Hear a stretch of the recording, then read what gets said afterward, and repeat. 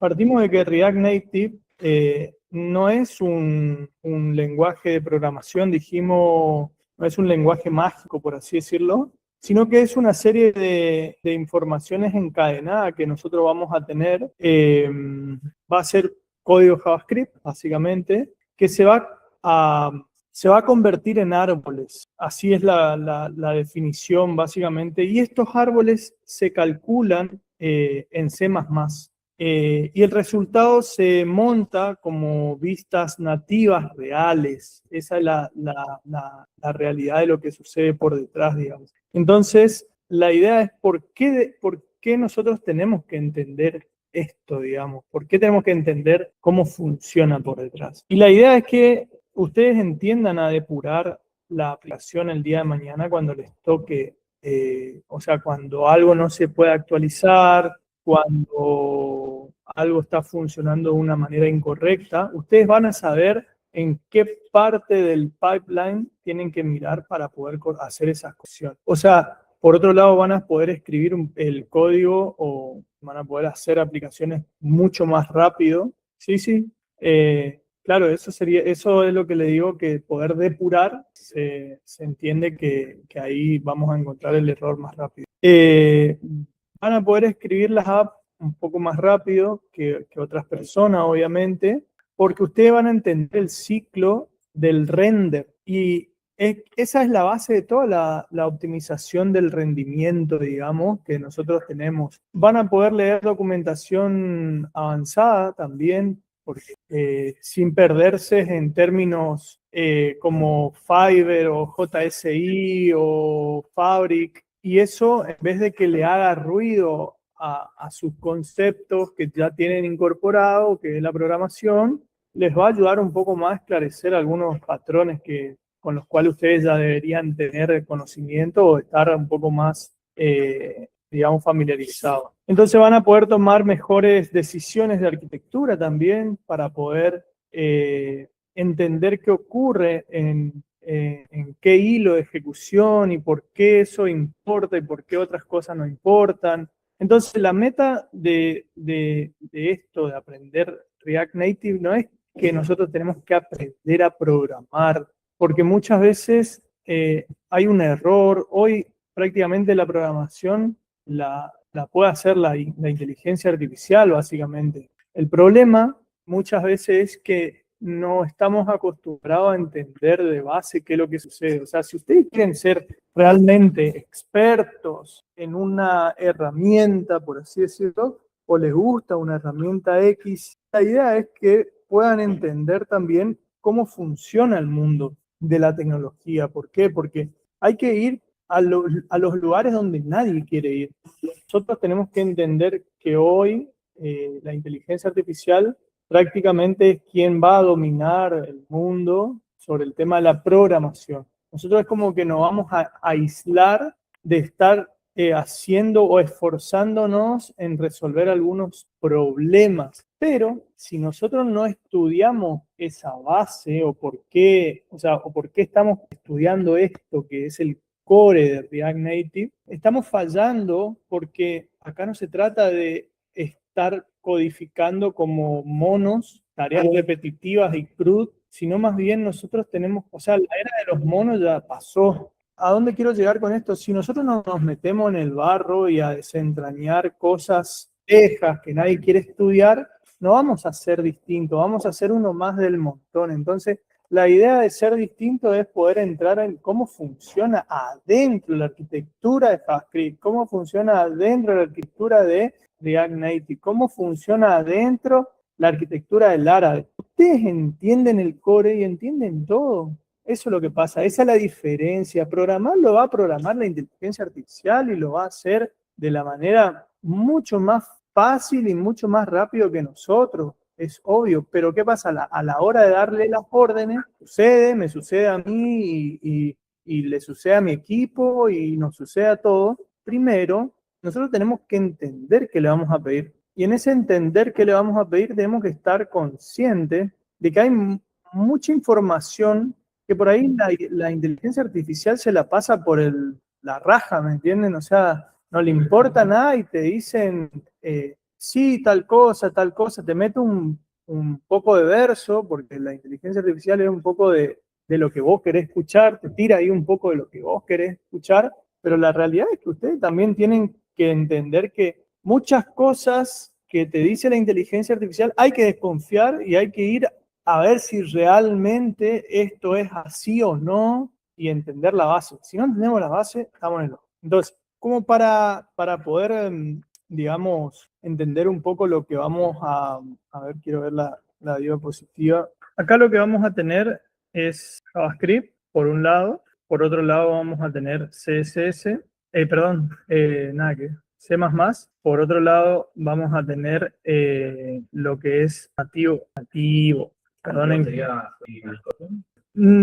Sí, o sea, el código nativo, básicamente. En Android creo que Java ya no. Sí, o Java, en realidad. Entonces, ¿qué tenemos en el mundo JavaScript? Nosotros vamos a hacer JSX, que son las vistas que ya las habrán visto ustedes en React Native, y van a tener componentes. Acá lo que van a tener en el mundo nativo, en el mundo de JavaScript van a tener las vistas y los componentes, y luego existe algo que se llama un reconciliador. Vamos a ponerlo así, nomás abreviado, un reconciliador. Esto es lo que ustedes van a entender como mapa, digamos. Esto a grandes rasgos, ahora vamos a ver un poco más. Ese reconciliador es de React. Luego van a tener en un punto un poco más abajo algo que se llama, o sea, vamos a hacerlo así, algo que se llama JSI. Ya vamos a ver qué significan esas siglas. Esto lo que hace es cambia al mundo de C++, y acá nosotros vamos a tener algo que se llama árbol de sombra. Árbol de sombra. Vamos a ver, ese es mi... Bueno, y después vamos a tener sobre esa misma línea algo que se llama yoga. O sea, luego esto pasa a algo que se llama yoga, como el yoga. Ya vamos a hablar sobre estas cuestiones, y un poquito más abajo vamos a tener algo que se llama fabric, como fábrica.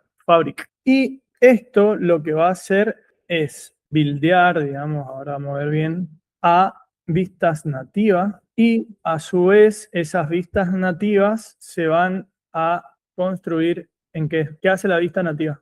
¿Qué dibuja? ¿Qué dibuja las vistas nativas en la pantalla? Píxeles. ¿Se entiende? Entonces, vamos a hacer un poquito menos de zoom. Uy, ahí, vamos para allá. Ahí está. Nosotros tenemos este mapita en la cabeza que va a ser Java. O sea, el mundo JavaScript es lo que nosotros tocamos, es esta parte que tenemos acá. Ni más ni menos, es como esta parte que tenemos acá, le vamos a poner con otro colorcito, es normalmente lo que nosotros vamos a estar tocando y lo que tenemos que entender bastante bien. Acá es donde hace la magia React Native, digamos, que lo que hace es hacer el build para luego llevar a las vistas nativas y que eso se convierta en píxeles en los teléfonos celulares, ya sean Android o en iOS. Entonces, eso es como un viajecito de lo que tendríamos que ver hoy. Nosotros tenemos algo que se llama, dentro del modo mental nuestro, que tenemos que entender cómo funciona algo, existe algo que se llama imperativo versus declarativo. O sea, hay un cambio en el paradigma que lo explica bastante bien, que hoy hay dos formas de decirle a una computadora cómo construir una interfaz. O sea, cuando hablamos de interfaz de usuario estamos hablando, no una interfaz de usuario final, interfaz de usuario, ¿se entiende? En el mundo imperativo, básicamente le das instrucciones paso a paso, crea un botón, ponelo acá, cuando lo toquen cambia su texto, después actualizalo, ¿qué otra cosa? Actualizar, por ejemplo, el contador si tocan ese botón. O sea, nosotros manejamos cada cambio a mano. O sea, es como que los estados de los cambios lo vamos cambiando nosotros. Nosotros ponemos un código y decimos, si pasa esto, tenés que hacer tal cosa. Eso era entonces el modo imperativo. Y el declarativo, nosotros lo único que hacemos es describimos el resultado final que queremos para un estado dado. para un estado que se va a dar en el futuro. Entonces nosotros decimos, para tal estado, la pantalla se ve así. No decimos cómo llegar, sino le decimos cómo debe quedar la pantalla según un estado.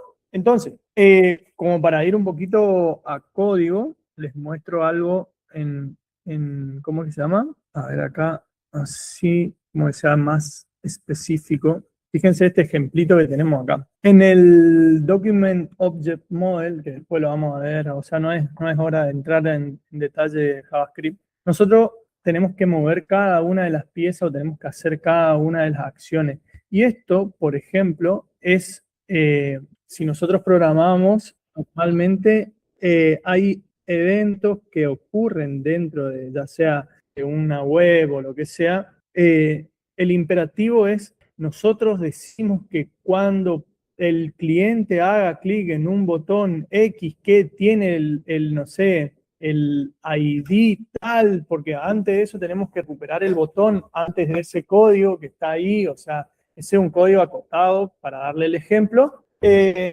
Nosotros es como que tenemos que hacer la programación de eso. En cambio, en el declarativo lo único que nosotros hacemos es describimos el resultado que va a ocurrir según lo que estamos queriendo dar. Entonces, es como un poco más fácil o sea, tener estados que podemos setearlos y decir, bueno, no es que suscribimos a un evento X, sino que más bien estamos en una suscripción inline acá, que existe posibilidad de decir que si presionan este texto o este botón o lo que sea, nosotros tenemos que sumarle 1 al estado. Y el estado es quien se va a quedar con esa, digamos, con esa capacidad de saber el estado actual con el que está formando o que está conformando en esa pantalla. Entonces, era como para darle un ejemplito nomás ahí de cómo se vería algo así.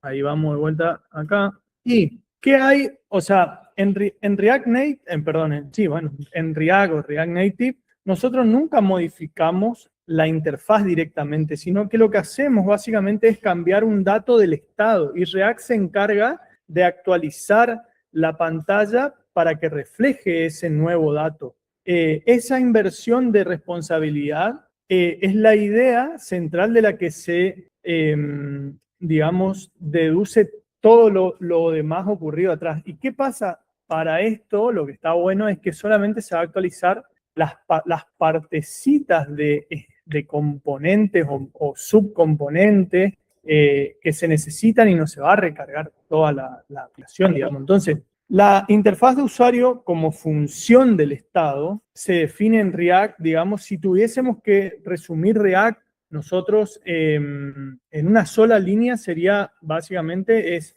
interfaz de usuario igual a la función como estado. Eso es, o sea, los componentes son esa función básicamente. La entrada del estado actual, que nosotros cuando cargamos la aplicación y devuelven una descripción de la interfaz, si el estado cambia, React vuelve a llamar a la función, obtiene una nueva descripción, o sea, hay un montón de cambios. O sea, ustedes lo que tienen que pensar, no, sí, esto ocurre todo en el cliente, básicamente. Ustedes lo que tienen que pensar es como una celda de Excel, una fórmula, por ejemplo, A1 por 2, suponete. Nosotros, eso es una formulita dentro de Excel. Nosotros no actualizamos la celda a mano del valor que es A1 por 2, sino que se actualiza solo cuando se cambia a 1. ¿Se entiende o no? Algo así funciona. Es como darle una analogía muy burda, no lo tomen. Bueno, el profe me dijo que funciona como Excel, porque después van a salir acá y van a decir, sí, el profe dijo que funciona como Excel. Es una analogía para entender que en React el estado de la columna, por ejemplo, A1, y la pantalla es y la pantalla es la celda con la fórmula, nosotros cambiando el dato de la celda A1 se va a renderizar o se va a recalcular la vista en la porción donde necesita. No sé si me explico más o menos. Hay diferentes tipos de cambios. Pasa que acá en en React Native, o sea, el DOM, si bien está, pero no es lo mismo que la web, o sea, hay como un montón de cosas que tenemos que... Y lo que pasa es que estamos hablando de arquitecturas diferentes. Por un lado, React estamos manejando sobre un motor del lado del cliente, que en Chrome puede ser, creo que ahora es Chromium, no me acuerdo bien porque antes era V8. Después en Firefox tenés su motor, o no, creo que Firefox de base usa Chromium también, no me acuerdo bien. Después tenemos en Safari, tiene su propio motor y después los de Microsoft también tienen su propio motor. Entonces, ¿qué sucede? Las bases no es lo mismo el Document Object Model que se utiliza en digamos, los navegadores web, que lo que nosotros utilizamos como base en algo nativo que tiene el teléfono celular. Entonces, partiendo de esa parte, no es lo mismo. Que quede claro eso, porque si no, es como que yo le estoy diciendo, sí, sí, es lo mismo, y después, no, esto no es una aplicación híbrida, la cual nosotros vamos a instalarla sobre un navegador del celular. Esto es una aplicación nativa, claro. En realidad no necesariamente el DOM es la web, pero el Document Object Model está muy asociado a una web y tiene estructuras diferentes. Entonces, en este caso, el render no dibuja, sino que más bien describe. Cuando un componente renderiza, no está dibujando nada en la pantalla, está produciendo un objeto de JavaScript que va a describir lo que debería verse. No sé si me explico más o menos. O sea, dibujar es un proceso muy posterior y lo hace otro. O sea, en este proceso nosotros no estamos dibujando, ¿está? Entonces, como para que se entienda, a ver un ejemplo, nosotros podemos hacer algo, a ver, porque si no queda como muy pegado todo esto que estoy diciendo, pero para que se entienda, básicamente nosotros hacemos algo así, y acá podemos poner un text. ¿Y qué va a suceder? Acá nosotros podemos poner, por ejemplo, hola mundo. Esto no dibuja realmente, esto pasa a algo, o sea, React lo convierte a un objeto plano, simplificado, que sería algo así como un JSON, que va a tener una estructura como type, view, acá adentro va a tener propiedades, props, y en estas propiedades vamos a tener un objeto, un objeto que sería algo así como children,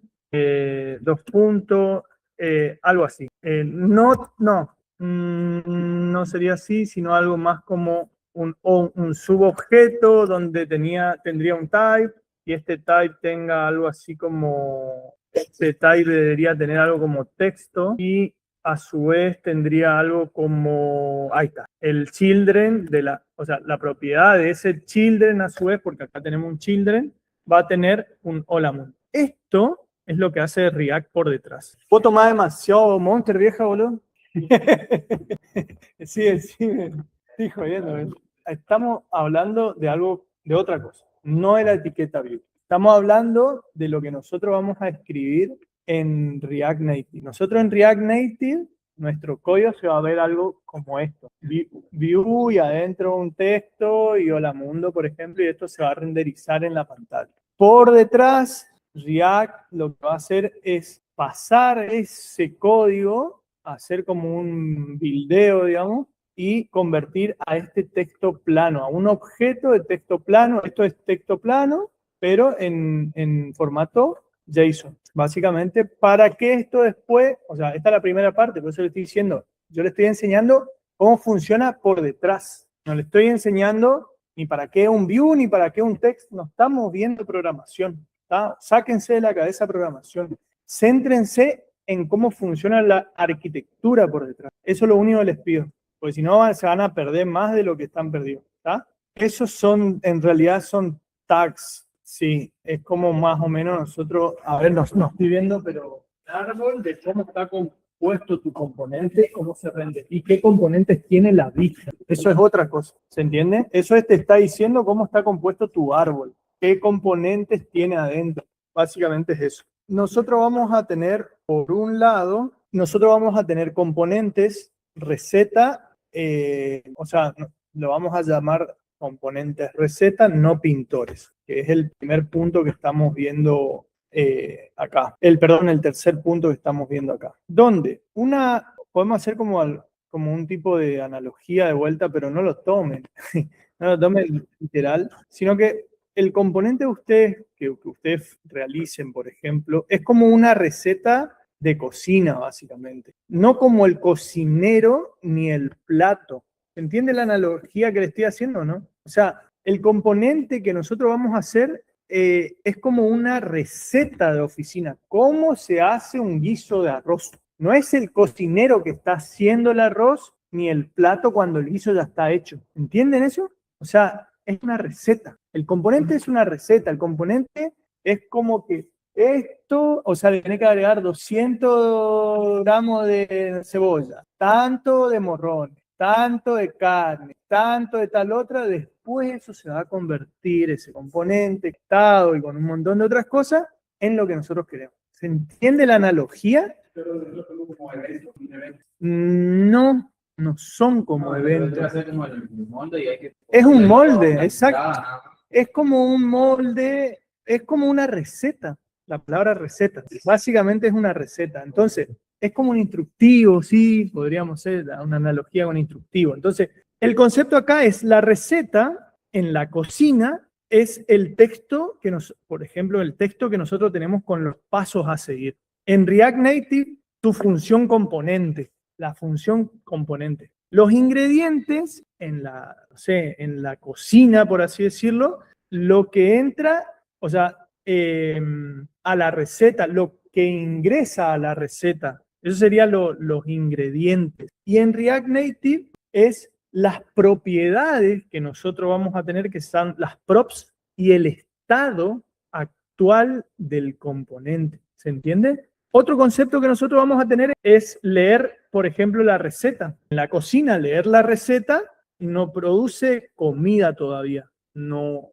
estamos produciendo comida. Lo único que estamos haciendo es leer. El cocinero lee la receta. No se está produciendo el guiso todavía, sino que estamos leyendo nomás. Y en React Native, como para hacer esa analogía, es renderizar, produce descripciones, digamos. Entonces, cocinar el plato, hacer ya la comida, empezar a cocinar ese plato, concepto que estábamos hablando de esa analogía, lo que nosotros vamos a tener algo así como el cocinero ejecuta los pasos a pasos que tiene que ir haciendo para poder llegar al plato final. Y en React Native es montar las vistas nativas, básicamente. Ese ya sería el último paso que vamos a tener en React Native. No existen más esos, o sea, esos conceptos, sí existen todavía, pero exactamente. Acá sí habían varias, ahora no me acuerdo más porque hace rato no programo, pero sé que no existen más esos conceptos, ni en Vue tampoco existen esos, eso es algo viejo, digamos, pero es mount, unmount y no me acuerdo. Entonces, ¿por qué a mí me importó un poco esta analogía o por qué yo dije, che, vamos a hacer algo para que se entienda? Porque una receta básicamente se puede leer 1000 veces sin gastar comida. Nosotros podemos leerla 1, 10, 500 veces sin gastar comida. Y tus componentes se pueden ejecutar muchísimas veces sin tocar la pantalla. Entonces, el costo real aparece recién cuando vamos a cocinar. Ahí es donde se monta todo y esto implica, o sea, y esto explica, digamos, por qué React puede darse el lujo de re-renderizar seguido. Es una característica que tiene. Entonces, el árbol de elementos que tenemos ahí, digamos, lo que realmente devuelve, o sea, es lo que realmente va a devolver tu app. El árbol de elementos, la aplicación de ustedes no es solamente una pantalla, sino más bien es como un árbol, que es algo así como lo que vos estabas viendo, eso es un arbolito, donde cada componente devuelve elementos que contienen otros elementos. básicamente, formando como una jerarquía. Y React la recorre desde la raíz, desde el componente que va a llamar hacia los otros, digamos. Entonces, esto reduce que cada componente, o mejor dicho, lo que está bueno es que cada componente hasta llegar a los elementos primitivos, que son los componentes como los textos, la view, etcétera, sea un poco más entendible para el humano también a la hora de escribir código, a la hora de buscar un fallo, a la hora de un montón de otras cuestiones. Entonces, el árbol de elementos de React es como una descripción jerárquica de la interfaz de usuario de la UI. Eso es lo que hace. Y acá, o sea, dentro de los componentes tenemos componentes host versus componentes compuestos. Un componente compuesto, por ejemplo, es, por ejemplo, nosotros vamos a tener como un tag donde adentro tenemos perfil. React lo ejecuta para que devuelva un componente, o sea, React lo ejecuta para ver qué devuelve, digamos. Y un componente host es como primitivo. Un componente primitivo es un view, un text. ¿Se entienden los componentes primitivos que nosotros vamos a tener en, digamos, que son de utilización, que son código que no podemos nosotros crear nuestros propios componentes porque Vue ya existe dentro de React y nos va a dar un error si nosotros queremos tipo, crear un componente que se llame Vue o un componente que se llame text. Entonces, un componente host básicamente es aquel componente primitivo que no se reduce nada más y nada menos que o comprende algo nativo que nosotros vamos a tener dentro de nuestra plataforma. O sea, React baja el árbol hasta que todos sean componentes host. Básicamente eso, tu componente perfil lo traduce después en componente host. Y acá entramos también en una parte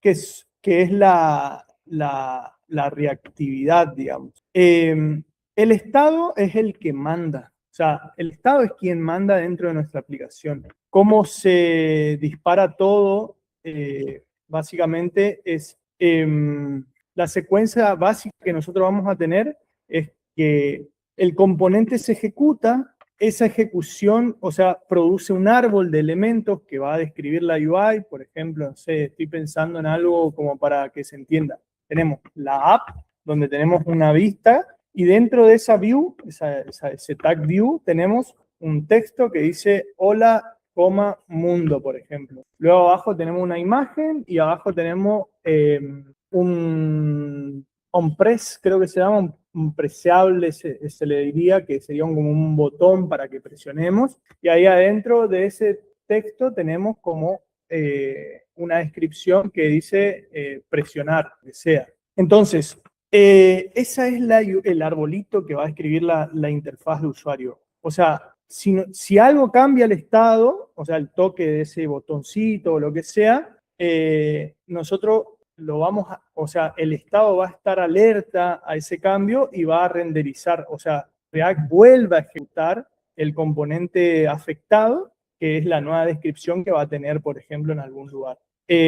Lo que hace React es compara la descripción nueva con la anterior y actualiza lo necesario dentro de la vista. Eso es lo único que va a hacer. Y la pantalla va a reflejar el nuevo estado. No hace otra cosa más que eso. Bien, ahora tenemos algo que, por eso hoy yo te dije que igual tenemos el DOM, pero es un virtual DOM. Entonces no te quise decir, no existe el DOM, pero son cosas diferentes. No es lo mismo que en el navegador. Eso tómenlo desde ya. El problema que React vino a resolver es si la interfaz de usuario es la función del estado, lo más simple sería que cada vez que cambie el estado, rehacer toda la interfaz desde cero. Eso sería lo más simple. Pero eso sería bastante costoso, porque es lo que está pasando cuando ustedes programan en Laravel, no sé si .NET, o sea, ni idea no tengo, pero no sé si .NET pasa lo mismo, toca un botón, recarga todo, o sea, recrea toda la vista en cada cambio que ustedes realicen y eso destruye el rendimiento que hoy tiene React. React tiene un rendimiento muy alto gracias a eso, porque React resuelve esto con una estrategia, digamos, bastante astuta, porque se rompieron bastante la cabeza los ingenieros en mantener una copia livianita de la interfaz en memoria y calcular los cambios, y eso es lo más económico dentro de lo que está dando, que es solamente tocar una porción de la vista, o aplicar esto a las vistas reales. Solo tenemos que hacer, o sea, hay que revisar las diferencias que existen. Entonces, la apuesta de React es comparar dos, no sé cómo llamarlo, pero es comparar como dos árboles de objetos de JavaScript en memoria, y digamos que eso es como un orden de magnitud mucho más económico para, o sea, o que crea y destruye las vistas nativas. Entonces React invierte un poco de cálculo en JavaScript para ahorrar mucho trabajo costoso del lado nativo, básicamente, porque en el lado donde es más costoso en el lado nativo, porque nosotros tenemos que reconstruir cada vista al tocar completamente en el celu, es como bastante pesado, digamos. O estamos hablando de la web, recargar toda la página, obtener todo de nuevo desde el servidor, todo un bardo. El Virtual DOM o el árbol virtual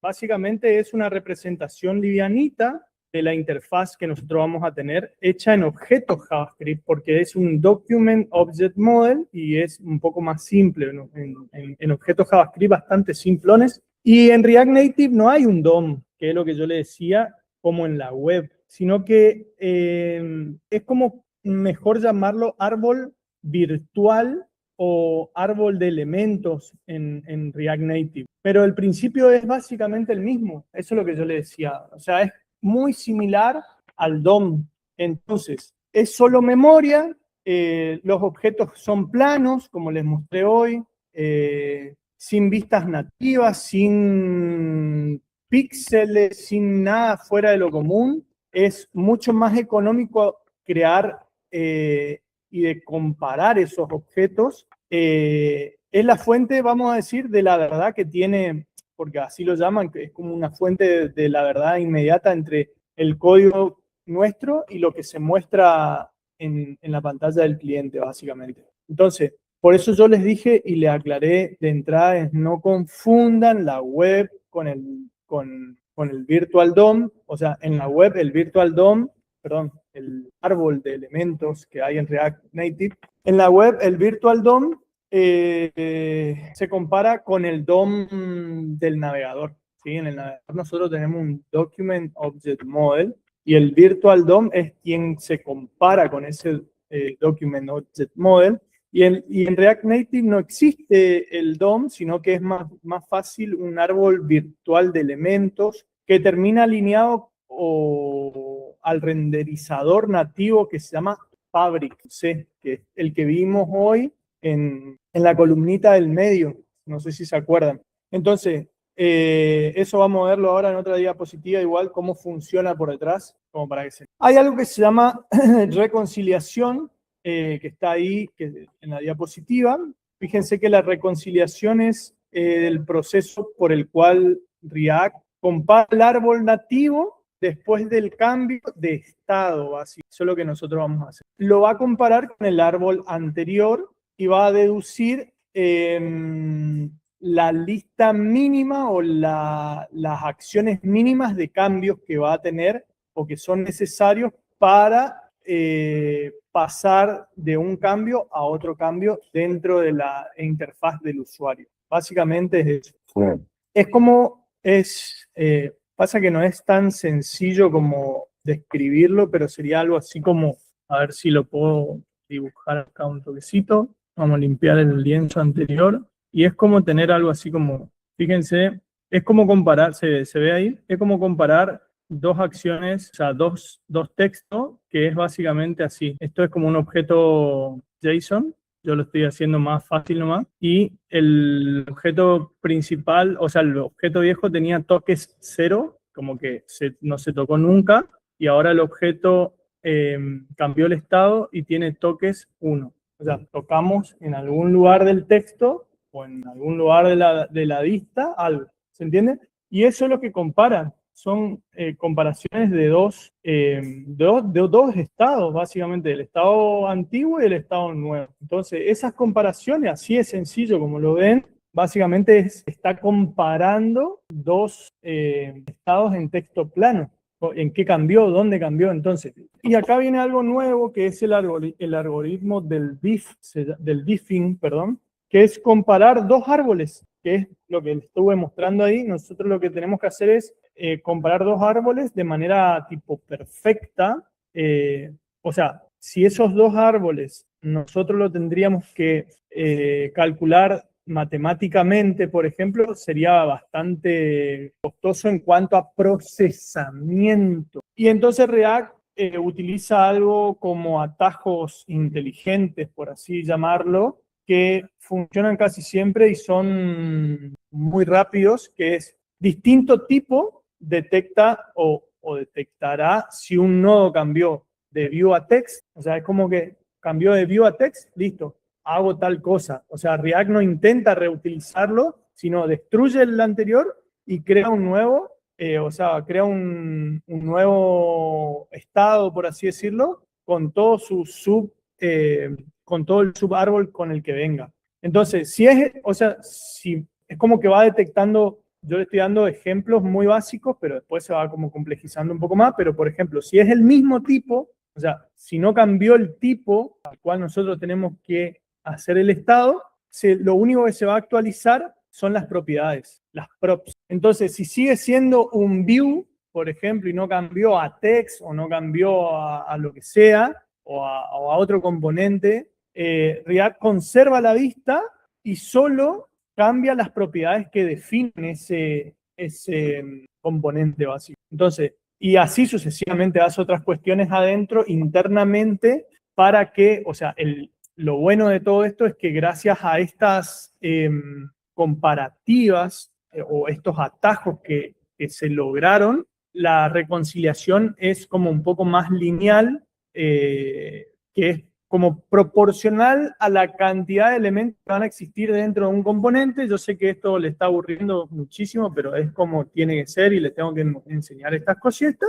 Y no es exponencial matemáticamente hablando, sino que eso es lo que hace viable, digamos, recalcular la interfaz de usuario en cada cambio de estado. Si no, esto va a ser una marea de gastar procesador a dos manos. ¿Por qué? Otra de las cosas importantes que nosotros tenemos es ¿por qué las keys importan en React?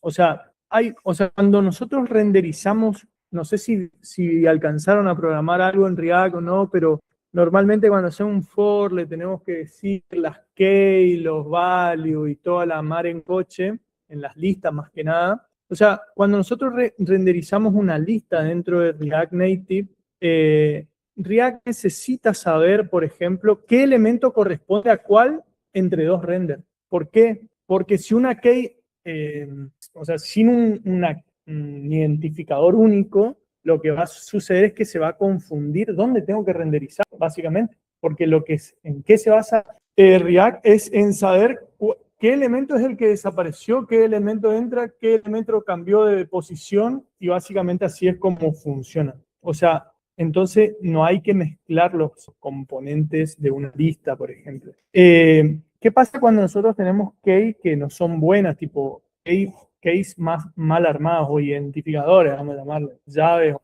valores mal armados? Si nosotros usamos un índice como key y la lista se redondea o se inserta al principio un elemento, digamos, React puede como asociar el estado equivocado a la fila equivocada inclusive, y lo que va a pasar es que estos campos de texto van a mostrar como animaciones que se van salteando de lugar, como parpadeo, un solo quilombo. Entonces, la key correcta es más bien un identificador único, que no se repite. Es súper importante eso. Bueno, Fiverr básicamente es el motor más moderno que tiene React. Creo que hoy estuvimos hablando de Fiverr, no sé si, a ver, dame un segundo.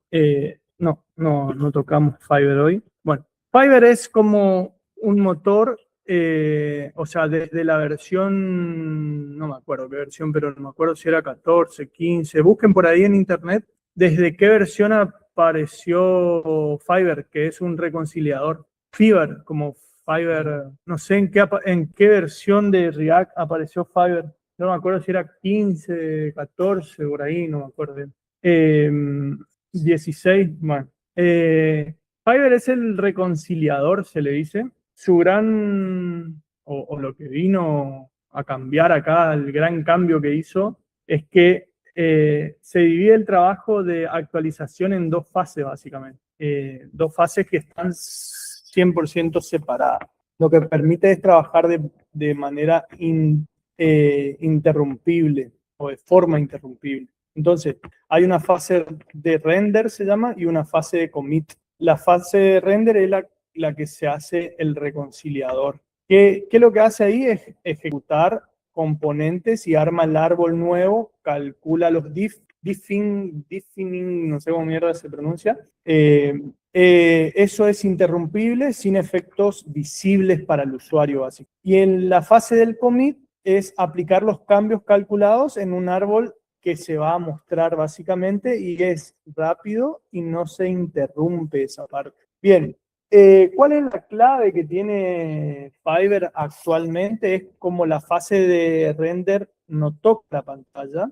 React puede pausarla, priorizarla o descartarla sin que nosotros como usuarios finales podamos ver los estados o sin notar lo que hace por detrás, por así decirlo. Es como que habilita funciones concurrentes modernas, por así decirlo, y ya que JavaScript es una ejecución en un solo hilo, esto lo hace multihilo. Después vamos, ya en el cuatrimestre que viene vamos a ver single thread contra multithread en JavaScript y por qué puede ser multithread y todo el dejete que van a tener, que se va a elevar una maraña de cosas, porque muchos te van a decir que es multihilo, pero JavaScript de base es un solo hilo, es single thread, pero con cuestiones que son asíncronas y un montón de otras cuestiones se vuelven multihilo, así que eso lo vamos a ver después.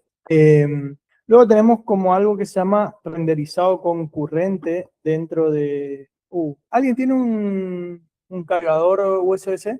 Digan, bueno, pues me quedé sin batería ahora. Qué grande. No, este nomás. Este nomás le voy a poner acá que estaba. ¿Pueden creer que se me quemó el cargador de mi notebook, boludo? El blanquito, el de la Mac. Un día amaneció así, me habrá quemado.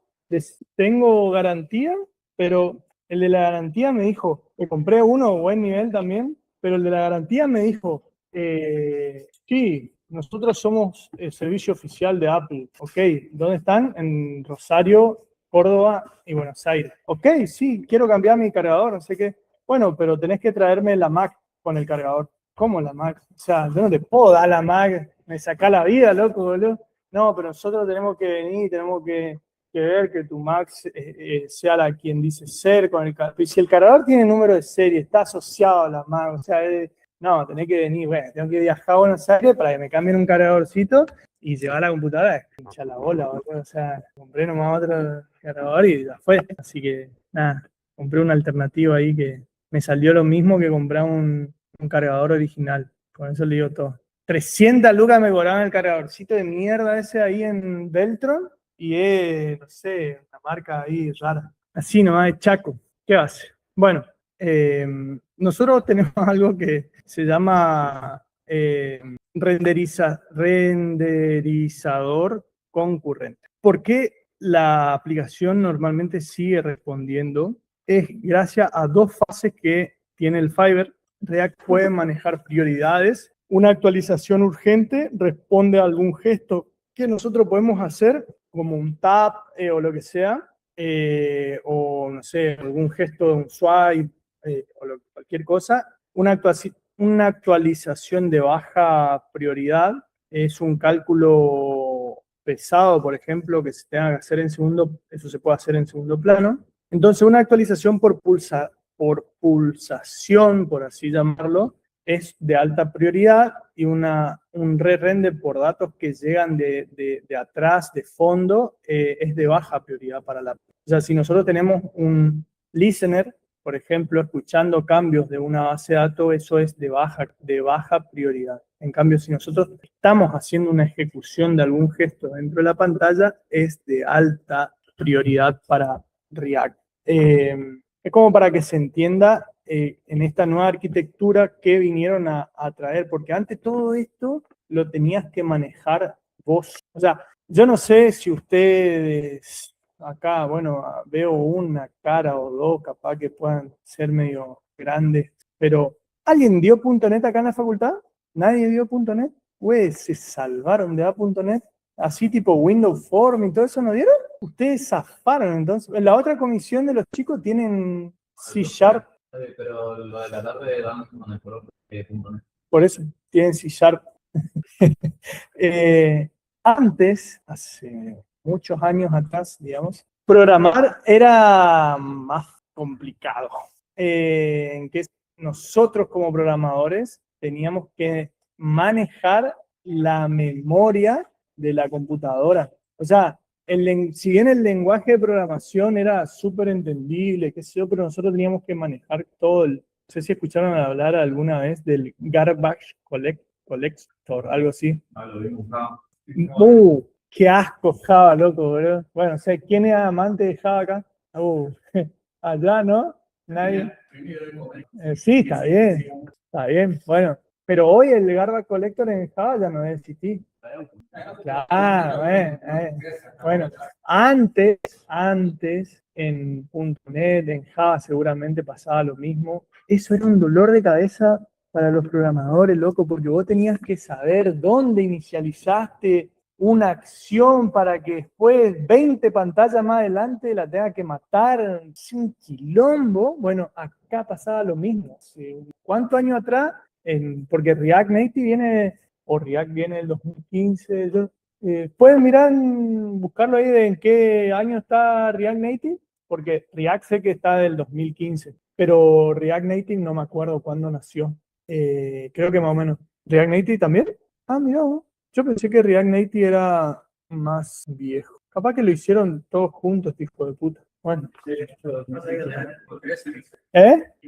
¿React Web 2013? Ah, ok.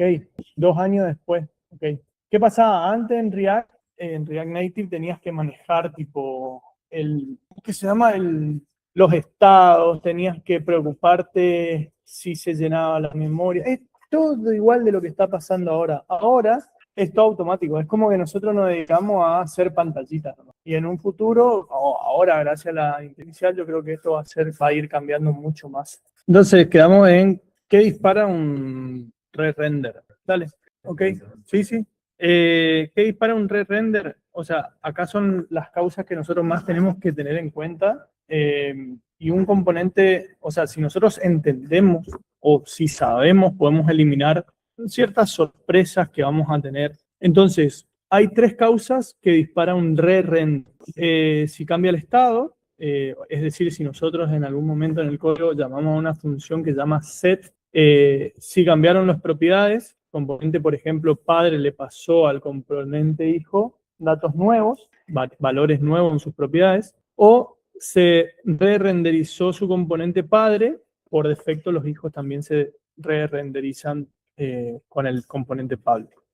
Entonces, por defecto, si un componente se re-renderiza, todos los hijos también lo van a hacer. Aunque las propiedades no hayan cambiado, igual se va a re-renderizar. No es un bug que tiene esto, sino que es más bien el comportamiento esperado y lo que hace, de base ya maneja así y algo que tenemos que tener en cuenta es que el re-render no es un remontaje tampoco. El re-render básicamente, ¿qué pasa? Cuando nosotros en el re-render se ejecuta la función de nuevo, se destruye y se crea otra vez el remontaje. ¿Qué pasa? En el estado, por ejemplo, se conserva, y en el re-render se conserva el estado, digamos, y en el remontaje se pierde vamos a decir, o sea, vuelve a iniciar. El re-render es como más económico a la hora de compararlo con un remontaje. Y cuando se hace un re-render, cuando se cambian los estados o las propiedades. Y el remontaje, cuando se realiza, básicamente es cuando cambió el lugar el árbol o la key. Básicamente es eso. O sea, cuando algo del árbol se cambió, se hace un remontaje y no un re-render. Acá nosotros vamos a tener hooks por dentro. Los hooks son como una lista ordenada. O sea, el secreto acá es cómo el use state, el use state recuerda o tiene memoria, digamos. O sea, un componente es una función que se ejecuta desde cero en cada render. Entonces, ¿cómo hace el use state state para recordar? Básicamente, el valor, o sea, cómo recuerda entre una ejecución y otra. Lo que hace es, básicamente, React guarda los hooks en una lista ordenada asociada a ese componente fuera de la función. Entonces, React básicamente no sabe que tu variable se llama, por ejemplo, name, nombre. Sabe que el primer use state de ese componente vale Sofía o Adrián o tal cosa, que es el name, el nombre. El segundo, por ejemplo, vale 29. El tercero vale tal cosa. O sea, y el segundo use state está asociado a la edad. Y el tercero, por ejemplo, activo o inactivo, true o false. Entonces, el orden es la identidad que nosotros vamos a tener del hook, básicamente. No es que sabe cuáles son las variables que nosotros, sino el orden en el cual se encuentran. Entonces, nosotros tenemos como un paso a paso del use state y qué ocurre en cada render. Básicamente es el primer render que vamos a tener, que cuando se monta la vista sería, digamos, React reserva un espacio para el hook, que es la posición 0. Y guarda el valor inicial, por ejemplo, el nombre Sofía, que es en la posición 0, y devuelve ese valor y una función para cambiarlo, que es la set name. Entonces, llamás a set name y le pones, no sé, Juan, Pepito, lo que sea. React anota el nuevo valor y agenda un re-render de ese componente. Entonces, el siguiente render que se va a realizar es que la función se ejecuta de nuevo y al llegar al hook 0, React no vuelve a usar el inicial que era Sofía, sino que ahora va a usar, no sé, Juan. Y el resultado es que la función olvidó todo al ejecutarse, pero React recordó una partecita, que es el use state. Entonces, en este punto, lo que está bueno es que nosotros no tenemos que estar manejando las colecciones que existen, las variables o otras cuestiones. Esto lo hace más de base y la idea es que nosotros entendamos cómo funciona React para luego, si existe algún error o lo que sea, nosotros podamos desarmar ese error o depurarlo de una manera más. ¿Por qué el orden de los hooks, digamos, es como súper importante?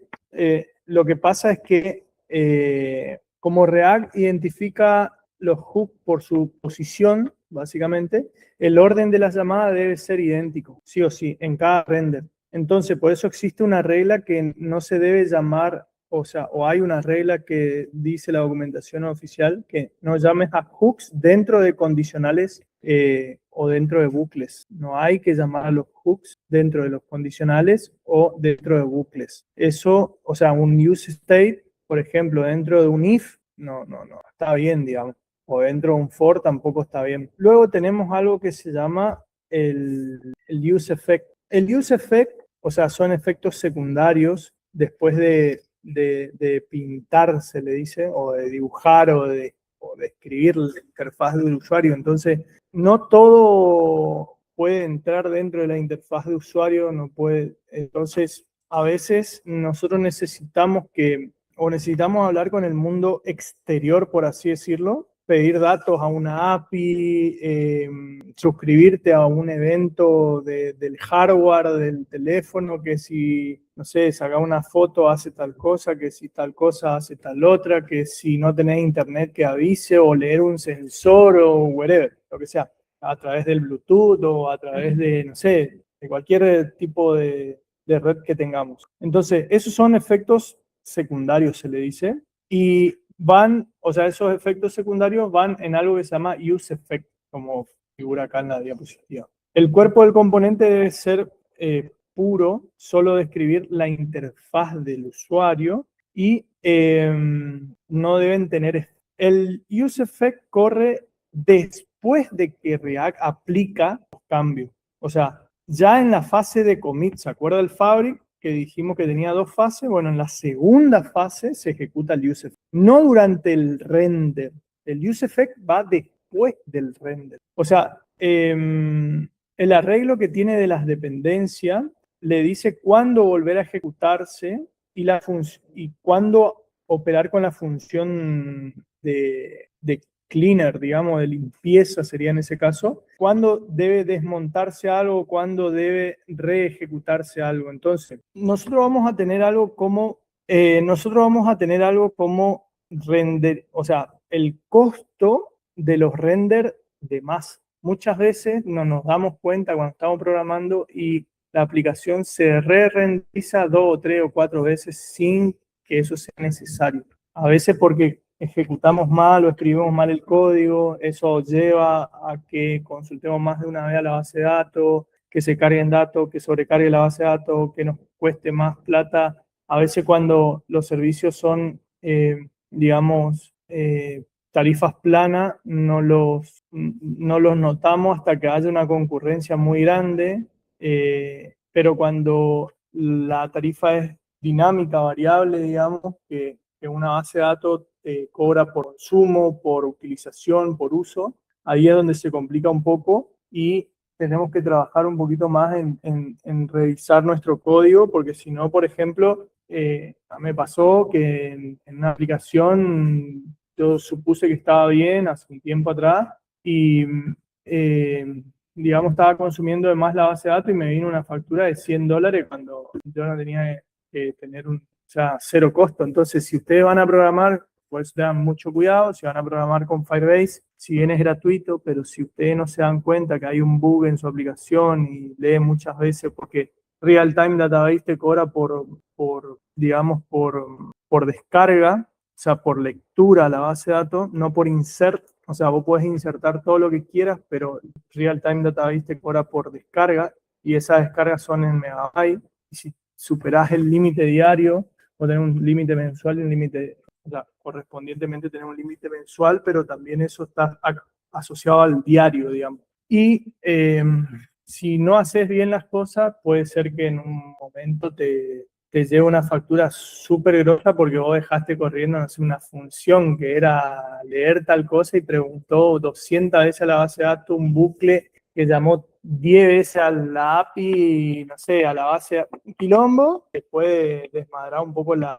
Entonces, renderizar, si bien es barato, pero no es gratis. O sea, hay que tener cuidado con el uso, con los costos, más siempre hablando con infraestructura como servicio, IaaS sería. Infraestructura como servicio, estoy hablando de Amplify en Amazon, de Firebase, me dijeron el otro día algo así como Supabase, no sé, yo no lo conozco, o sea, hay un montón de infraestructura como servicio que se podría utilizar.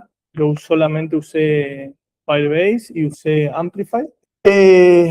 Entonces, si bien tienen su capa gratuita, pero son muy costosas. Y el re-renderizado es algo que tienen que tener mucho cuidado, porque si un componente, por ejemplo, caro, justamente estamos pasando por algo que en una aplicación ahora nuestra estamos haciendo o sea, estamos consumiendo mal algo en la base de datos que son los contactos de nuestros clientes, digamos, y tienen, por ejemplo, al principio no lo notábamos, el costo era súper bajo, pero hoy tenemos clientes que tienen, no sé, 60.000 contactos y se está bajando, tipo, todos los contactos de una sola vez y eso hace que por cada vez que cada usuario dentro de la empresa haga una lectura, a nosotros, no sé, nos baje de la base de datos 200 megabytes, 300 megabytes de una sola vez. Entonces, ¿qué pasa? Llega al final del día y la cuota ¿Por qué? Porque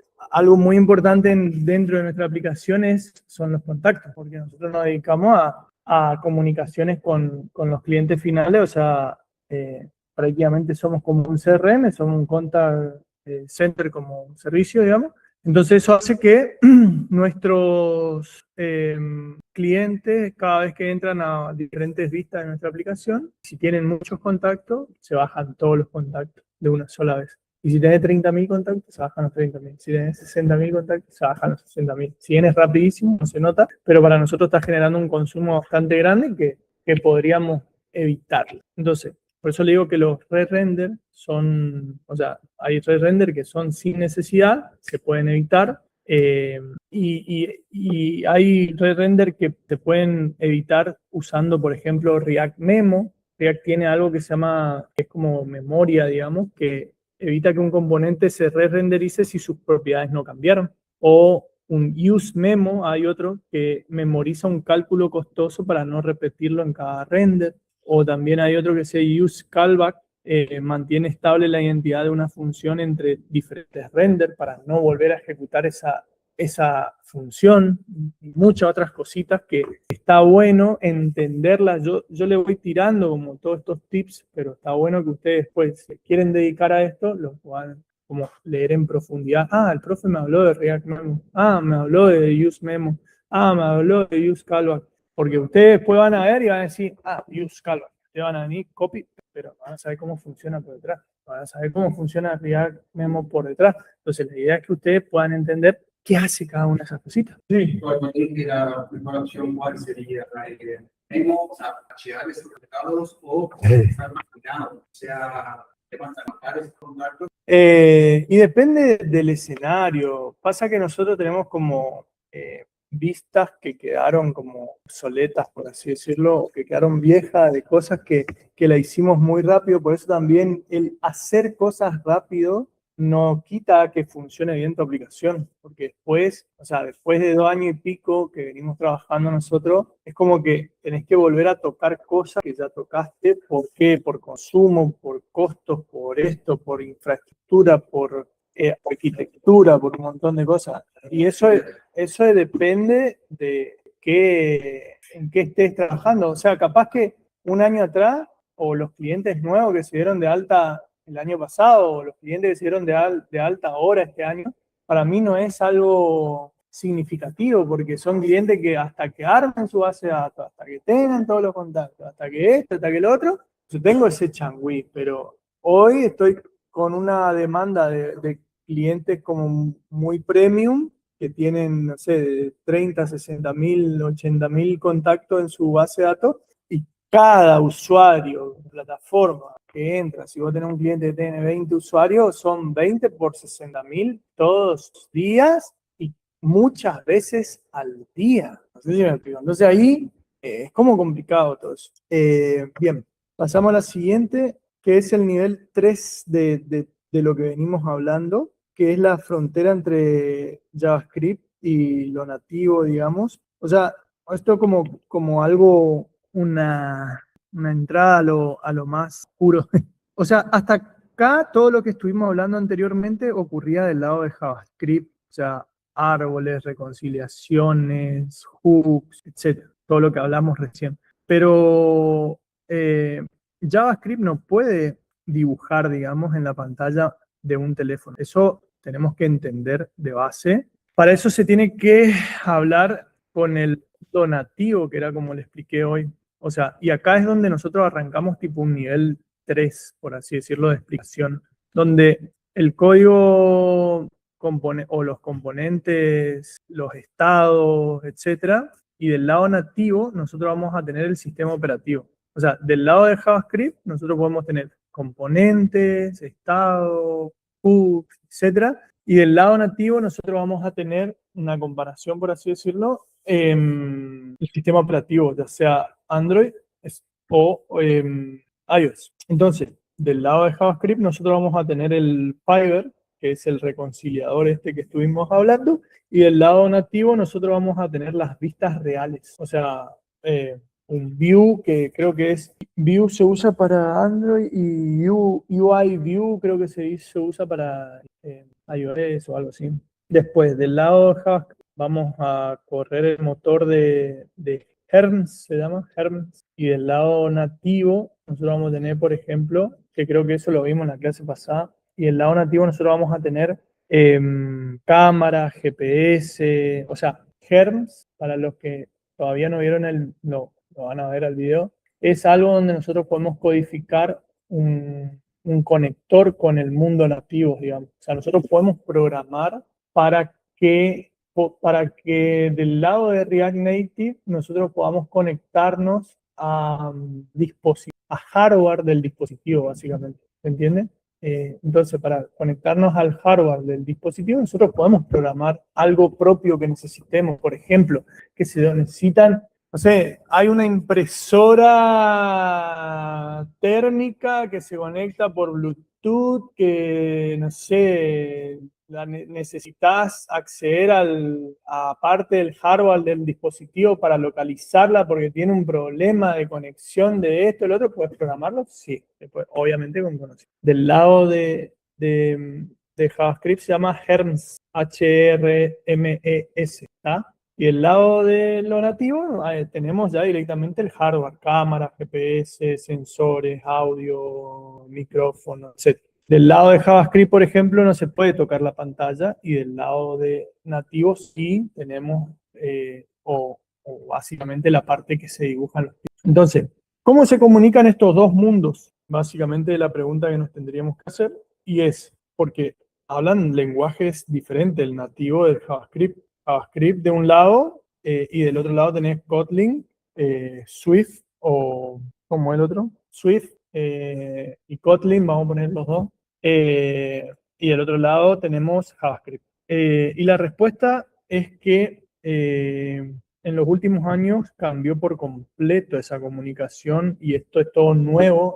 O sea, hasta el año pasado, inclusive yo tenía otras cosas en mente y después vino, como que tuve que estudiar un poco más algunas cuestiones y ahí me enteré de todo esto nuevo. Y es lo que hace React Native mucho más rápido. Hoy, antes se colgaba un poco la plataforma, hoy es como que no se nota, inclusive las aplicaciones que tenemos ahora están zarpadas, andan muy rapidísimos. Entonces, había algo que era viejo, que era el viejo bridge, el viejo puente se llamaba. O sea, ¿cómo se comunicaba hasta hace poco? Por un lado teníamos JavaScript, de ahí pasaba por un puente, o sea, se serializaba a JSON, pasaba por un puente a una cola síncrona, por así decirlo, y eso lo que hacía era un canal único que había por el cual viajaban los mensajes ida y vuelta entre lo nativo y el código JavaScript. Había un puente entre ambas cosas y viajaba la comunicación de manera asíncrona, en cualquier momento. No tenía, como que no había algo estandarizado y eso asíncrono, o sea, el JavaScript nunca podía obtener una respuesta nativa al instante, siempre era, te aviso un poquito más tarde cuando, no sé, cuando me conteste ese puente, esa comunicación no era así al instante, como que había un retardo. Entonces ese retardo de reprocesamiento, de un montón de cuestiones por detrás, cada mensaje se convertía a JSON y se reconstruía del otro lado. Eso era bastante costoso porque la aplicación es como que tenía ahí un poco de fricción en cuanto al procesamiento, al uso del procesador. Imagínense esos teléfonos viejos que no tenían ni memoria o tenían toda la memoria ocupada y te abría la aplicación y explotaba para todos lados. Bueno, o sea, y había mucho cuello de botella también en una parte porque todo pasaba por un solo canal. Imagínense, no sé, un cable coaxil que te dice, bueno, por este cable tiene que pasar 30 megas nomás, 30 megas. Y vos decís, la conciencia, tengo 20 gigas de información para pasar y tengo que pasar 20 megas nomás por acá. Y bueno, ahí era todo se armaba como un tole-tole, dijo, hablando en criollo. No sé si saben lo que es un tole-tole, pero bueno, son cosas que se aprenden en la vida. Se armaba como un bardo importante ahí adentro. Y bueno, en ese punto el bridge empezó a generar como fricciones con la comunidad. Entonces, todo esto armó de que se crea una nueva arquitectura que se llama tipo Panorama, por así decirlo. Desde React Native, no me acuerdo qué versión, creo que fue el año pasado, el año antepasado, después si pueden busquen ahí, la nueva arquitectura predeterminada de React Native, cuando se lanzó, búsquenla. O sea, y hace poco, hace no mucho tiempo, se desactivó la última, o sea, el viejo puente ese. Entonces, hay una pieza clave que se llama JSI ahora. No sé si encontraron por ahí, pero bueno, ¿no? Bueno, hay una pieza clave que se llama JSI, que es el puente, o sea, perdón. JSI es algo nuevo que reemplaza al puente, no es que es el puente, es JSI es el nuevo puente, por así decirlo ahora, y hace llamadas directas y sincrónicas entre JavaScript y C++, no es entre JavaScript y lo nativo. Ahí hay que entender que son llamadas directas y sincrónicas. Sincrónica es, y bueno, ahora hay algo nuevo que se llama Fabric, que parece fábrica, digamos. No sé si encontraron, ¿sí? Ah, viste que es nuevito, ¿eh? Hace 1 año y medio, casi 2 años. Fabric es la nueva pieza. Hasta el año pasado yo di con el puente viejo. O sea, tenía otra estructura en mi cabeza. Este año como que tuve que cambiar un poco porque cambiaron muchísimas las cosas. Entonces, la pieza clave nueva es JSI, que era el viejo puente que reemplaza, que ahora hace llamadas directas y sincrónicas entre JavaScript y C++. Fabric, que es el viejo, o sea, reemplaza al viejo renderizador. Ahora hay un renderizado más moderno de árbol, de árbol de sombra, que lo vimos hoy, ¿se acuerdan? Que es C++. Y hay algo nuevo que se llama Turbo Modules, que son lo que reemplaza a los módulos nativos que existían antes, que es ahí es donde nosotros vamos a programar en Turbo Modules los accesos nativos y de manera segura, digamos, a todo lo que es el hardware del teléfono, sensores, etc.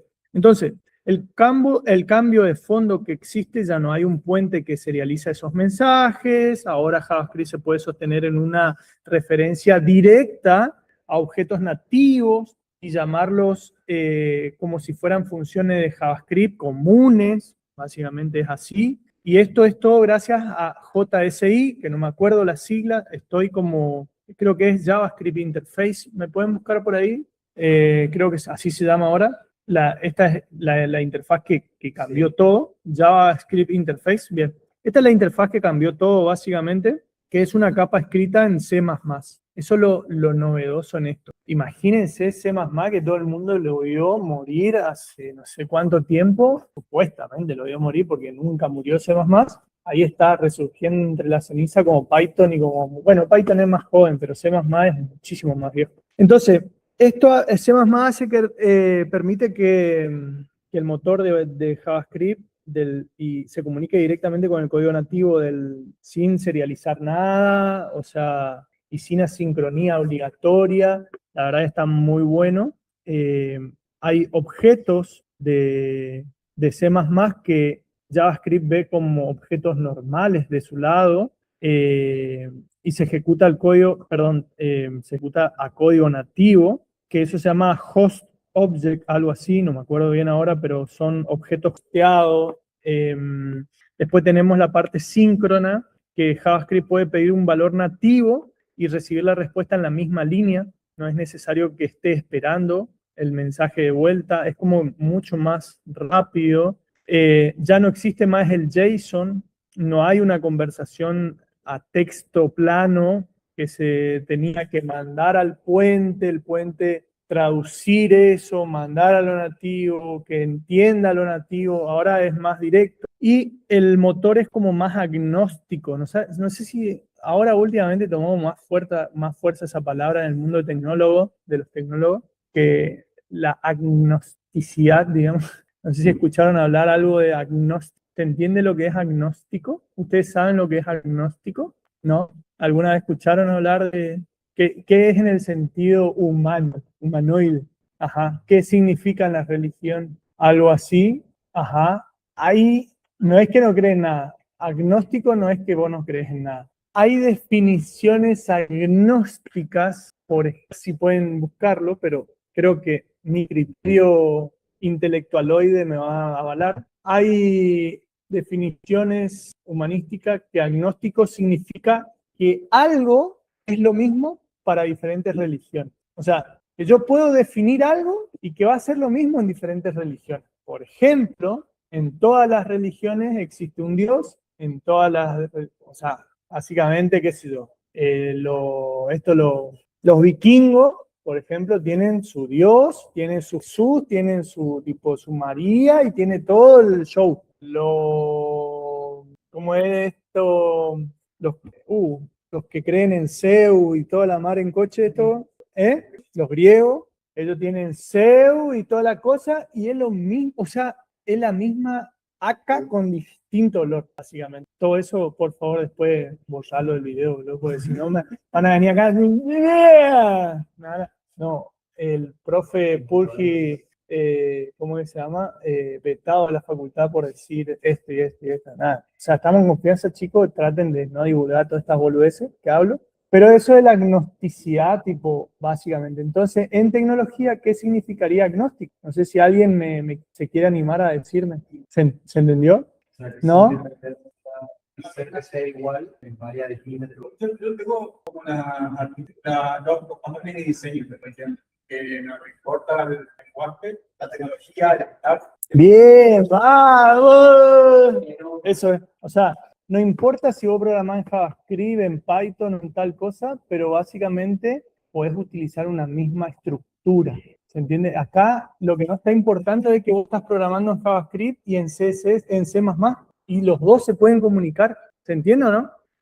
Esto nació no hace mucho el tema de empezar a hablar de agnosticidad. Inclusive nosotros como profesores decimos, bueno, vamos a armar un plan de estudio que sea agnóstico. ¿Qué significa? Que lo pueda dar yo en el frontend, lo pueda dar el otro profe en frontend, de la manera que quiera, pero siempre vamos a llegar al mismo final. Ustedes tienen que conocer lo mismo. No importa en qué lenguaje de programación, tienen que conocer tipo tal cosa, tal otra, ¿se entiende o no? Exacto. La estructura de base de la programación, de cómo las máquinas conversan y un montón de otras cosas. Bien, acá estábamos hablando de JSI, que era la interfaz, y ahora estábamos por hablar de Turbo Modules. Los Turbo Modules, los módulos nativos, que son el puente hacia la capacidad de poder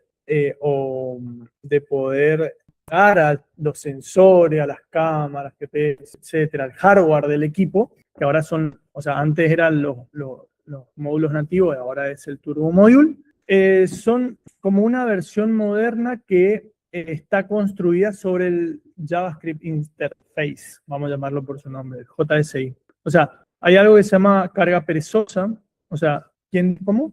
¿Cómo dijiste? Sí, está bien, eso es. Bueno, pero lazy loading no es que esté solo en base de datos. Lazy loading es tipo en la web. ¿Qué significa lazy loading? A ver si alguien me puede decir. Sí, ya. Sí, pero en la web. ¿Hay alguien en la web qué es un lazy loading? Bien, ahí está. Hay un lazy loading para las imágenes. Entonces, tipo, vos cargás el sitio y ustedes ven que tipo, que está cargando la imagen, pero está al cuadrado ahí esperando. Y vos bajás, haces un scroll y tipo, la imagen no se carga porque tu internet está lentísimo y la imagen es un lazy loading. ¿Ah? Es una carga perezosa en el castellano. En Turbo Module, o sea, un Turbo Module se carga solo cuando vamos a usar por primera vez algo, no al arrancar la app. O sea, vamos a usar cuando lo vamos a utilizar. Y se carga una sola vez. Eso lo que hace es que antes los módulos nativos se cargaban cuando nosotros abríamos la app. Entonces, tipo, vos tenías un celular de 512 megas y estabas así,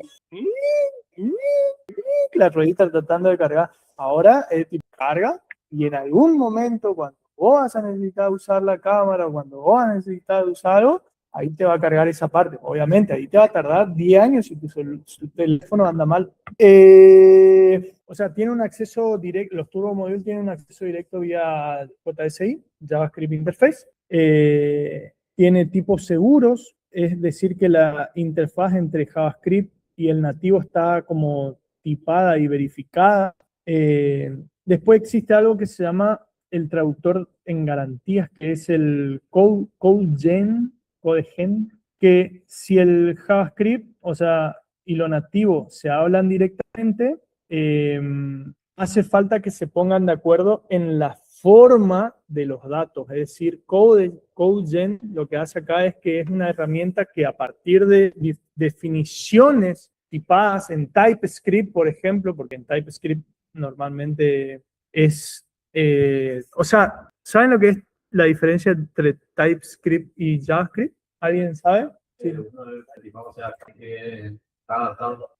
O sea, TypeScript es JavaScript, pero es fuertemente tipado. ¿Se entiende? O sea, yo no sé, no me acuerdo qué lenguaje de programación antes tenías fuertemente tipado. Creo que era Java. Java, vos tenías, para hacer una función, tenías que tener la memoria de sé, Jesús más o menos, para poder acordarte cómo se hacía una función en Java, porque si te olvidabas de una coma, chao. Y si no tenés internet, olvídate que la vas a resolver.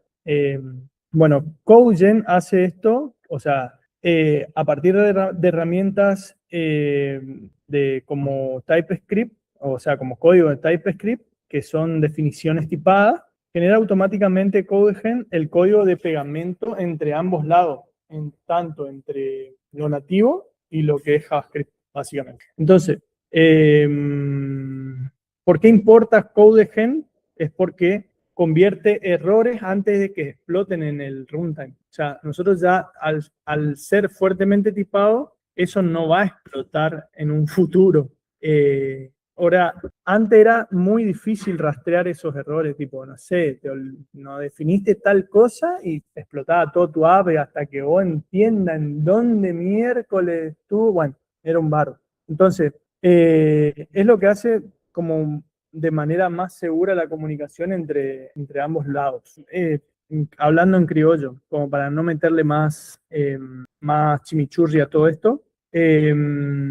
Bueno, acá vamos al árbol y la sombra y todo lo que tenga que ver con, o sea, acá empezamos a hablar de Fabric, que es el renderizador moderno que tiene todo esto. Entonces Fabric, de esa listita que yo le había puesto hoy acá, fíjense, acá estamos hablando en esta parte ya. Acá está, el JSI todavía está del lado de JavaScript, ¿está? Ahora estamos acá en este lugar, en el medio. Estamos por hablar del árbol, de Fabric, de toda la mar en coche. Ahí está. Bueno, entonces, Fabric es un sistema de renderizado de la nueva arquitectura que trajo ahora React Native.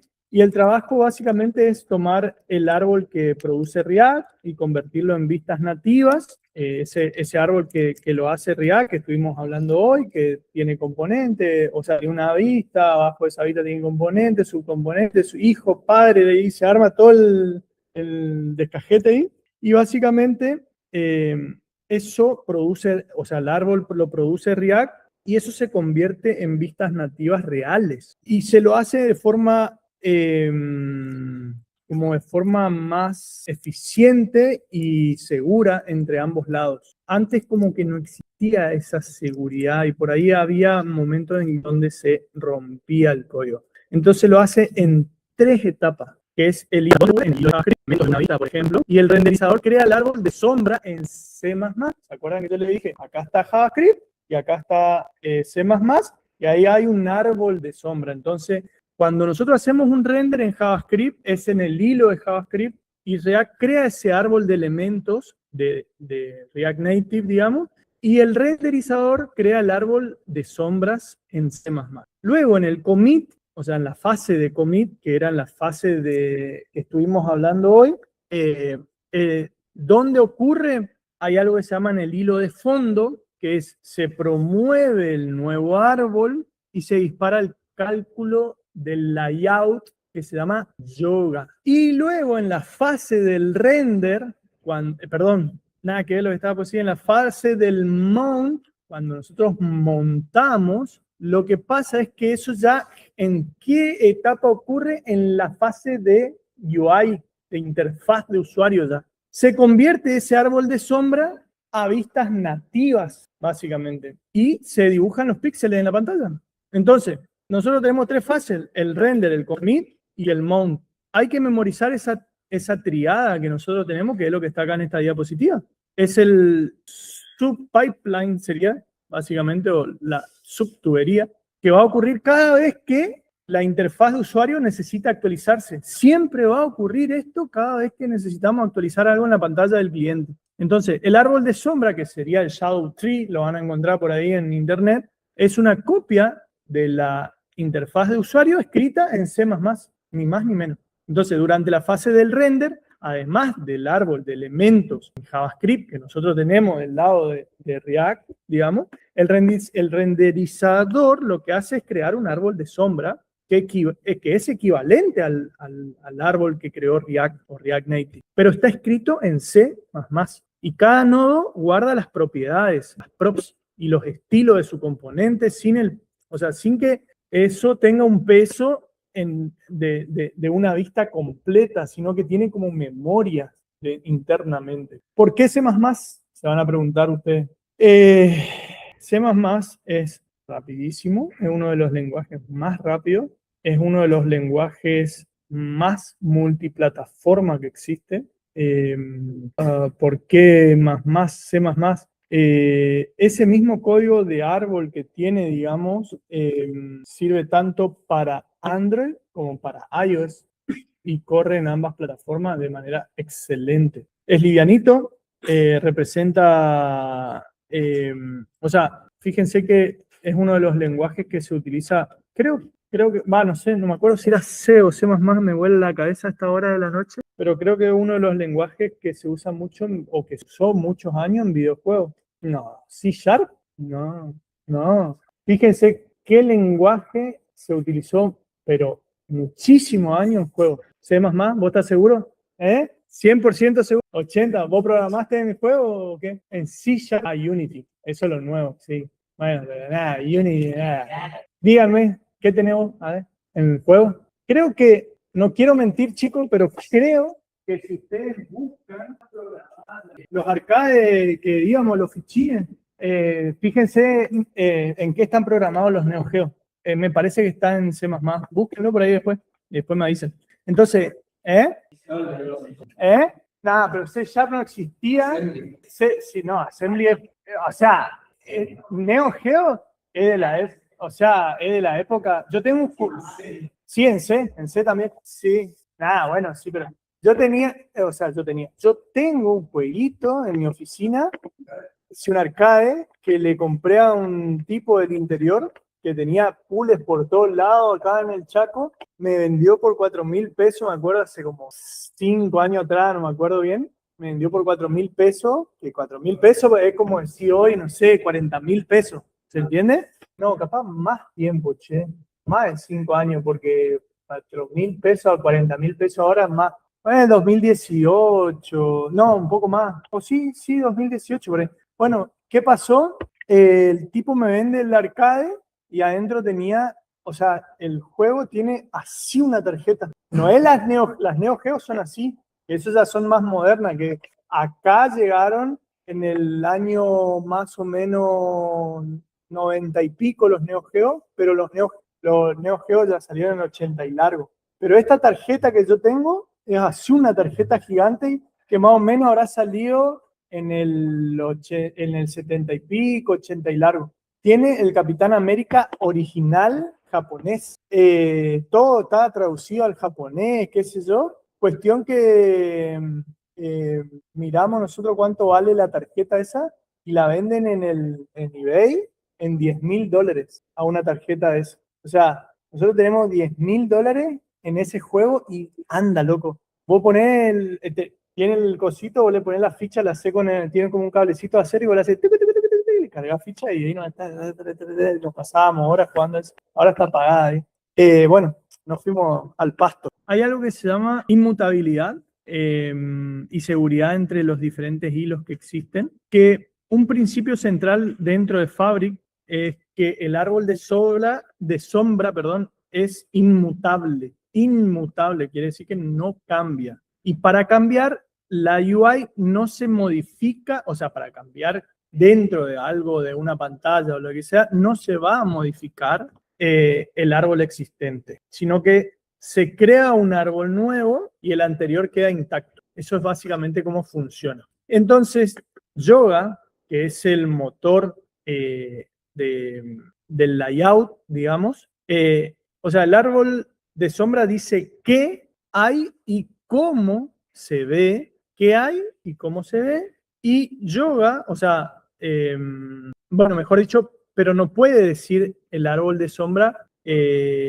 por dónde o por dónde va, ni qué tamaño o en qué tamaño tengo que dibujar, un montón de otras cosas. Entonces, eso lo va a calcular Yoga. Yoga es un motor de layout escrito en C++ que implementa Flexbox. Flexbox es un término que se usa también para la parte de responsive design, creo que es. Entonces, es el mismo concepto. Entonces, acá es donde se pregunta, o donde nos vamos a preguntar si Flexbox es la verdad absoluta o es Flexbox de verdad. Por eso el layout de React Native se parece tanto a lo que es la web, porque los tags que vamos a utilizar son muy parecidos al de la web. No es CSS, pero es algo muy similar a CSS lo que vamos a usar para el estilo. O sea, es Yoga interpretado en como las mismas reglas que tiene Flexbox, básicamente. Entonces, esto también es multiplataforma, o sea, tanto para Android como para iOS, corre en C++. Entonces, básicamente, esa fase está muy buena. Nosotros es como que tenemos que entenderla desde el punto de que tenemos que ir como paso a paso desgranando cómo vamos a ir comunicándonos entre JavaScript, C++ y la parte nativa. Después tenemos una fase que se llama fase de commit en detalle, que ahí es donde se crea el layout calculado ese layout y ocurre en una fase de commit donde se decide qué cambios nosotros respecto al que ya está en la pantalla vamos a realizar, cambio, qué va a cambiar. Y todo esto sucede, como les dije hoy, en C++, no sucede en JavaScript. Esto ya es todo C++ puro.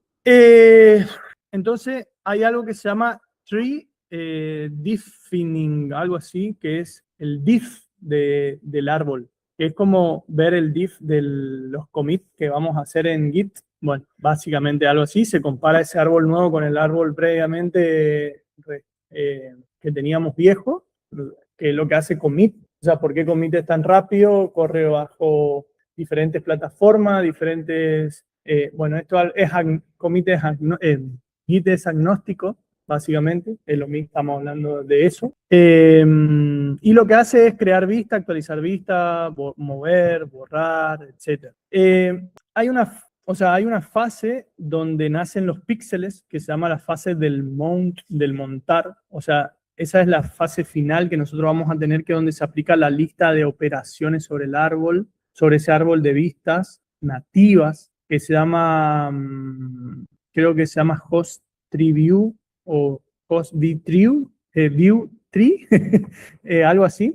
Y eso ocurre en el hilo de la interfaz del usuario ya, porque solo es el hilo, o sea, solo ese es el hilo que puede tocar toda la parte de vistas reales, o sea, píxeles ya en la pantalla del celular. Ok, no, Flutter es algo que implementó Google, pero nadie, no sé quién implementó eso, pero nadie le dio bola a Flutter. Como que está ahí muerto. No sé qué pasó, no me pregunte, pero todo el mundo lo odia y no sé por qué hay tanta negatividad contra Flutter. Yo no lo usé nunca. O sea, yo no usé ni Java, usé yo, o sea, para Android. Nunca desarrollé con nativo. Nunca desarrollé nativo. Siempre desarrollé con React Native. Bueno, acá viene todo lo que es el motor de JavaScript, que Herms, o sea, JavaScript tiene que ejecutarse en algún lado, sí o sí. En algún lugar tiene que, y ese es el motor que tiene JavaScript para ejecutar Herms. O sea, está desarrollado por Meta específicamente para React Native. Así como en el navegador tenemos Chromium, que les dije hoy. Acá tenemos algo que se llama Herms, que es donde nosotros vamos a programar también los turbos module y todo lo que les dije hoy. Entonces, o sea, está usado para usar poca memoria, está usado, o sea, está basado o está pensado más bien para arrancar rápido, para que el arranque de las aplicaciones sea rápido, para que se ejecute de manera eficiente. Nada, es como la nueva arquitectura y está diseñada, o sea, la nueva arquitectura de JSI, de JavaScript Interface, está diseñada sobre o de la mano de Hermes, digamos. Hay como un modelo de hilo, o sea, el hilo de JavaScript vive en tu código, en React, en Hermes, digamos, y la responsabilidad básicamente es de la lógica o del estado o del render de React. Después el hilo de fondo vive en Yoga, que es la parte de Fabric que estuvimos viendo, que es en el medio, que ya eso es todo el cálculo del layout en C++. Y después tenemos el hilo de la User Interface, que son las vistas nativas, o sea, viven las vistas nativas en ese momento y es donde se montan las vistas, se dibuja la pantalla, donde nosotros podemos ver los gestos que hace el usuario, capturar esos gestos y un montón de otras cosas. Hay una regla de oro que siempre tenemos que entender, que no hay que bloquear el hilo de la interfaz de usuario. O sea, el hilo de la interfaz de usuario es el único que puede dibujar y responder a los toques. Y si nosotros lo bloqueamos, o sea, si lo mantenemos como ocupado, o sea, con algún trabajo pesado, con algún trabajo tipo viejo, la app es como que se va a congelar y no va a responder a gestos. Lo mismo que cuando ustedes agarran, eso mismo se da cuando va a agarrar, abrir WhatsApp, abrir la cámara, por ejemplo, y vos estás bloqueando, ¿entiendes? ¿Por qué? Porque la cámara tomó el control ahora de la aplicación. Vos no podés hacer otra cosa más que usar la cámara, ¿se entiende? Bueno, entonces por eso es que es importante, o sea, vos vas a bloquear únicamente cuando vas a hacer o va a ser necesario de hacer una acción específica y después se tiene que desbloquear ese hilo de interfaz de usuario. Ok, entonces, más o menos hicimos un repaso y acá está el modelo de hilo. Fíjense que acá dice, la lógica que nosotros vamos a usar es ejecutar la lógica de la aplicación del lado de los hilos de JavaScript, donde va a estar el estado, recompilación de componente, donde se hace el commit, donde se genera la jerarquía de vista, donde esto ya es más en el hilo de fondo, que es la parte del diseño, donde calculamos el diseño en los Flexbox, y esto pasa al hilo de la interfaz de usuario, que ya es la parte nativa, donde vamos a dibujar y donde no tenemos que bloquear la interfaz del usuario. Entonces, la interfaz del usuario normalmente funciona, como dice ahí, a 60 frac por segundos, o sea, las animaciones están en 60 o 120 frac por segundo. O sea, si una animación dependiera de mensajes constantes, desde el hilo de JavaScript, por ejemplo, cualquier demora de JavaScript lo haría como tartamudear, digamos, a la pantalla, a la interfaz de usuario. Entonces, la solución que encontraron es que ejecutar la animación ya dentro del hilo de la interfaz de usuario, es decir, del lado nativo, no del lado de JavaScript. Se está ejecutando, pero del lado nativo. Bueno, esto es más o menos lo que nosotros tenemos como conceptos a grandes rasgos, para que se entienda. La idea es que ustedes puedan utilizar estos conceptos. No vamos a tener clase que viene, porque feriado creo. Entonces, aprovechen que no hay clases, por favor.